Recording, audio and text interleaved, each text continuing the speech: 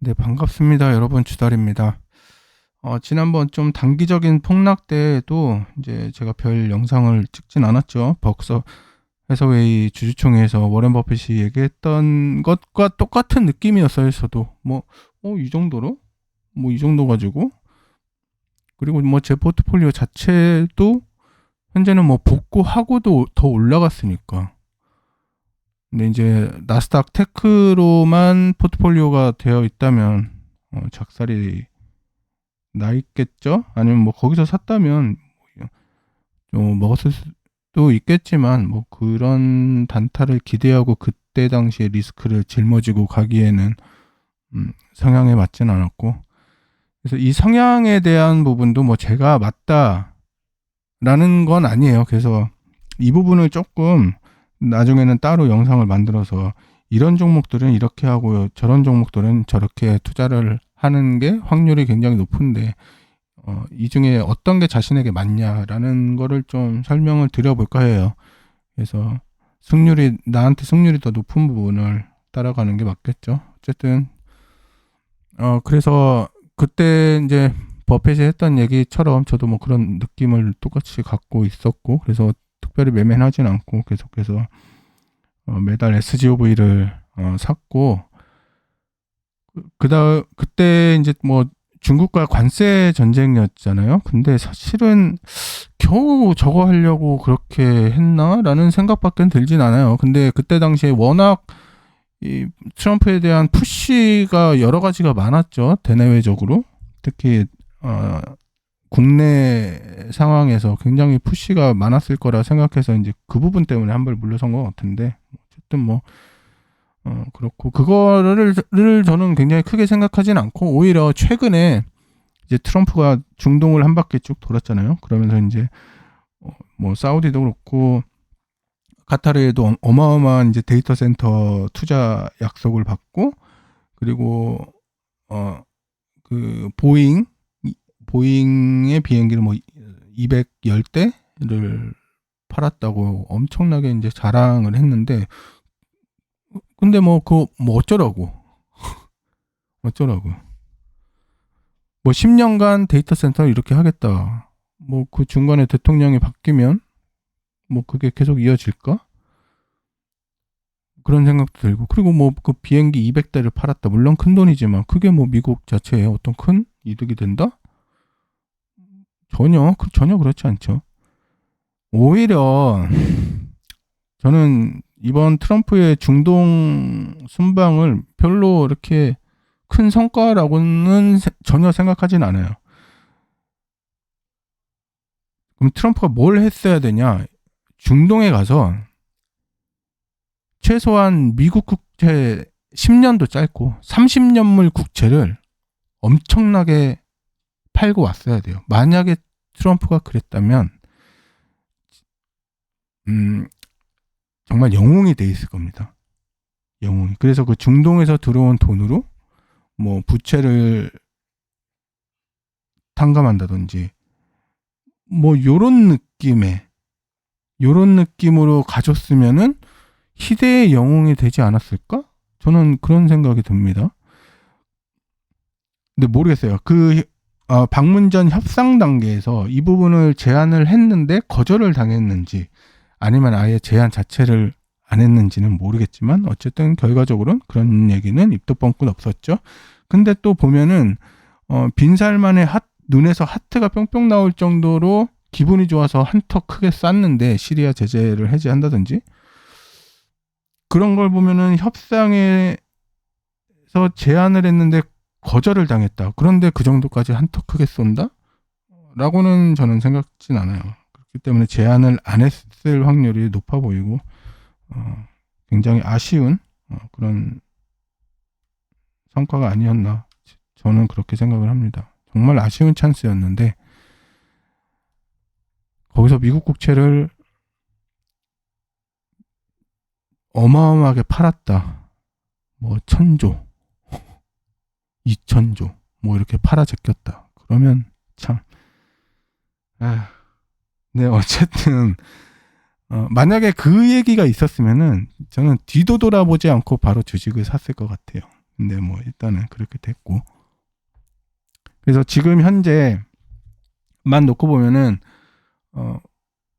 미국의 신용등급 강등에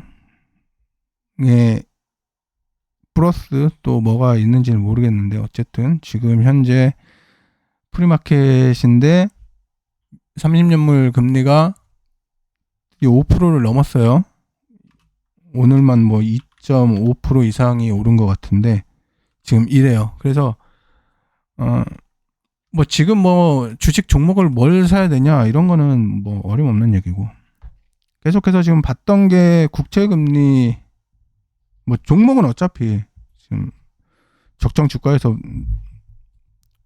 멀리 갔으니까. 근데 지난번에 뭐 캐터필러도 그렇고 또 그 JP 모겐도 그렇고 뭐 몇 가지 지금 적정 주가다. 근데 조금 더 10% 이상 더 떨어지면은 안전 마진을 갖고 싶다라고 했지만 지금 분명 적정 주가다라고 제가 몇 번 말씀드렸었는데 뭐 사진 않았지만 거기서 20-30%가 튀었죠.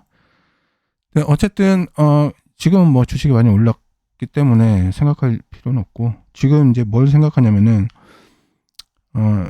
30년물 금리가, 미국채 금리가 과연 어디까지 튈 거냐. 우선은 단기적인 타겟으로는 5.5%, 뭐 한 5.4에서 5.5%, 5.4에서 5.5%가 됐을 때, 이때 이제 주식을 봐야겠죠. 이때 사실은 어느 정도 좀 이성적이다라고 한다면 30년물 금리가 현재보다 한 8%에서 10% 정도도 굉장한 건데, 범위가 너무 좁나? 5.3, 5.3에서 5.5가 됐을 때, 그래서 현재 30년물 금리가 한 6%에서 10% 정도가 지금보다 더 올랐을 때, 그때 과연 주식이 조정이 와서 좋은 가격이 됐는지를 비교해 봐야 될 것 같아요. 그래서 뭐 딱 잘라서 5.5라고 할게요. 5.5가 됐을 때, 예를 들면 캐터필러가 한 200불 중반, 뭐 요 정도까지 됐다. 타겟 프라이스가 몇인지 지금 조금 기억이 안 나는데 대략 250인 것 같아요. 270이 적정가라고 했으니까 거기서 10% 빼면 한 250, 245에서 250 정도 될 것 같은데, 뭐 그때 아멕스, 아메리칸 익스프레스도 그렇고 저기 VR 버라이즌도 그렇고, 버라이즌이 아니라 그 닷컴 그 수수료를 먹고 사는 애들, VR 갑자기 생각 안 나는데, 벨리사인도 그렇고, 그리고 옥시 같은 경우에는 제가 일단은 그 부분은 작년에 하나 투자를 잘못한 부분인 것 같아요. 차라리 그 부분에 대해서는 옥시가 아니라 쉐브론이나 CNQ를 산 게 맞다. CNQ. 둘 중에 하나를 옥시 말고 이거를 샀었어야 되는데 이 부분은 좀 잘못했다. 그렇고, 하지만 뭐 물론 아닙니다. 일단 그렇고, 그래서 그 주식들이 그 정도 가격이 왔다 그러면 이제 채권을 사는 게 아니라 주식을 사야겠죠. 당연히 주식을 사야 되는데, 만약에 장기채가 이렇게 올라갔는데 주식이 버티고 있다 그러면 그때는 국채를 산다. 지금 이런 느낌이에요. 간단하죠? 그러니까 장기물 국채가 5% 중반대까지 갔는데도 주식이 조정이 안 오고 버티고 있는다? 그러면 국채를 사고, 만약 국채가 저 정도 됐는데 주식이 좋은 가격이 왔다. 그러면 주식을 사고. 근데 이제 국채가 이제 계속해서 봐야겠죠. 조금은 요즘은 저도 오늘도 좀 유심히 낮에도 봤는데 앞으로는 조금 유심히 볼 것 같아요. 그래서 금리가 올라감에 따라 주식이 어떻게 변하는지를 보고 판단을 할 것 같고, 이 장기물 국채 같은 경우는 뭐 다들 잘 아시겠지만 TLT가 있겠죠. 그 다음에 어떤 TLT의 레버리지를 뭐 3배짜리 이런 거 사지 마시고, 일단 TLT가 20-30년물이 섞여 있긴 한데 그래도 조금 30년이 평균 30년이 안 되는 듀레이션이 14 정도? 13, 14 정도 될 것 같은데, 그런 TLT가 있겠고, 그 다음에 EDV라는 게 있어요. 뱅가드 건데, 이거는 정확히 30년물이에요. 그렇기 때문에 이거는 이제 리스크가 더 있으니까 듀레이션을 조금 더 주죠. 그래서 한 17점 몇 정도 듀레이션을 줘요. 그래서 요거 같은 경우가 TLT의 한 레버리지 2배 정도로 생각하면 돼요. 그렇기 때문에 굳이 그 3배짜리를 할 필요 없이 나는 좀 리스크 있게 투자를 해보겠다 하면은 TLT가 아니라 EDV를 사면 됩니다. 수수료도 훨씬 싸요. 수수료도 훨씬 싸고, 근데 이제 다만 분기 배당을 줘요. 그러니까 이거 EDV 같은 경우는 30년물 채권인데 30년 만기 때 이자를 주는 제로 쿠폰이에요. 그렇기 때문에, 근데 이제 ETF다 보니까 거기서 이제 수익이 나는 부분에 대해서 이제 배당을 좀 주는 그런 느낌인데, 어쨌든 그래서 실물은 그런 제로 쿠폰이기 때문에, 그 제로 쿠폰이고 기간이 좀 더 길기 때문에 듀레이션이 더 크다. 그래서 듀레이션은 금리가 1% 움직일 때마다 그 변동폭이 더 크다. 그 듀레이션만큼. 그렇게 생각하시면 돼요. 그러니까 듀레이션이 SGOV 같은 경우는 굉장히 짧겠죠. 0.09, 그러니까 0.1 정도라고 보면 돼요. 굉장히 짧죠. 그러니까 거의 리스크가 없다, 이렇게 보면 되는 거고. 근데 이제 길어지면 길어질수록 뭐 물론 쿠폰의 영향도 있겠고, 그럴수록 더 리스크가 크기 때문에 듀레이션이 더 큰 거고. 그래서 1%가 움직일 때마다 더 크다고 했잖아요. 그렇기 때문에 TLT보다 훨씬 더 변동이 크다. 그러니까 거의 레버리지 효과다, 이렇게 보시면 돼요. 그래서 5.5가 됐을 때 주식이 버티고 앉았으면은 TLT 또는 좀 더 공격적으로 가고 싶다, EDV를 살 거고. 근데 이제 그렇게 장기물이 올랐는데 주식도 굉장히 좋은 가격이었다 하면은 주식을 살 거고. 그래서 이런 느낌으로 지금 좀 보고 있습니다. 네. 그때 캐터필러 기대 많이 했는데 아쉽더라고요. 조금만 더 빠졌으면은 몽창 샀을 텐데. 뭐 다른 것들도 마찬가지고.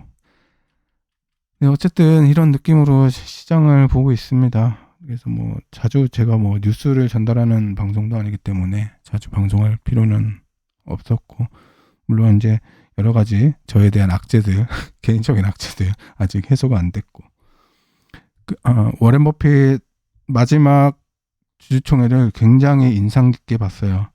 다 하나하나 제가 살면서 또렷하게 생각하고 있는 그런 몇 가지를 정확히 얘기를 했고, 주식에 대한 현재 스탠스도 저와 너무 똑같았고, 그 중에 하나는 내 곁에 정말 가까운 사람은 정말 좋은 사람들, 그리고 배울 점이 있는 사람들을 둬야 된다 라는 말이 굉장히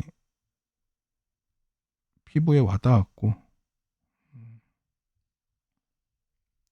별 얘기는 하진 않았지만, 그리고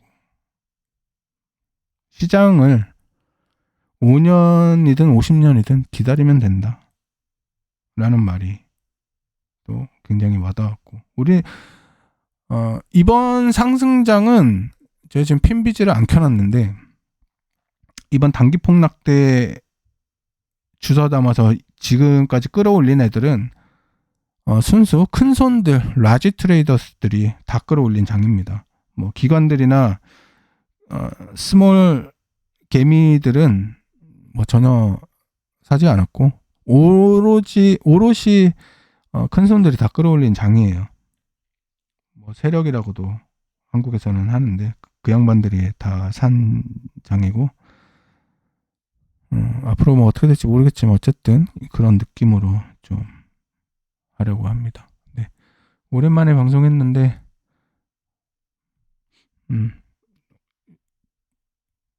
상황을 보고 또 방송을 좀 자주 하지 않을까라고 어렴풋이 좀 생각이 되긴 하네요. 네, 하여튼 화이팅해서 잘 해나갔으면 좋겠고, 그리고 며칠 전에 작년 주식 양도세를 냈어요. 올해는 아직 좀 신통치 않은데 거의 본전치기인데 올해에도 아직 한 반년 정도 남았으니까 마무리 잘해서 내년에도 세금을 낼 수 있었으면 좋겠네요. 네. 시청해 주셔서 감사드립니다. 다음에 뵐게요.